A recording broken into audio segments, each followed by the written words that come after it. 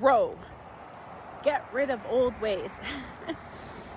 People thought I was crazy because they put me through so many hard times and challenges, like more than I should have probably had to go through. But they just thought I was crazy because I wouldn't turn on God. I kept believing in God. I kept trusting that He would show up for me.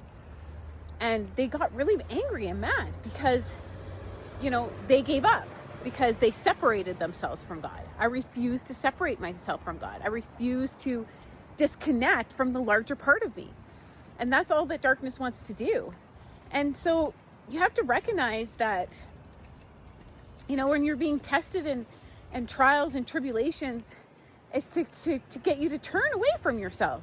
But if you don't, and you look at it and you say, how can I grow from this?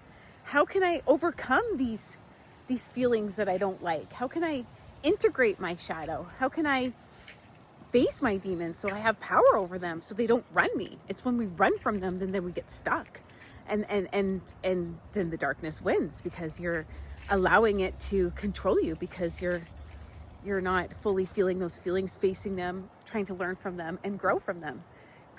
Every time you're growing, you're in creative mode now, because you're not staying stuck in a circle, stuck in a loop that people want to keep you in, so they can siphon your energy or have power over you.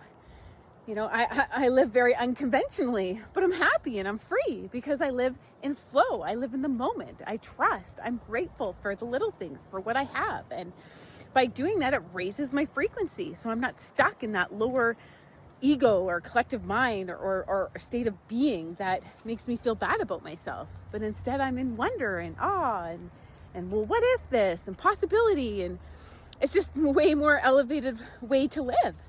And it's important we recognize this. The devil's a liar. So the more that you grow, the more you're in creative mode. The more that you stay stuck, then you stay stagnant, and then you're not going anywhere. So how can you create new different experiences? You're not expanding yourself. You're either growing or dying, expanding or shrinking, right? So we got to look at things, look at life this way. And so we can not get stuck, but continue to elevate and grow and be in that wonder and be in that joy and be in that elevated state, so we can attract and embody the things that we want to experience.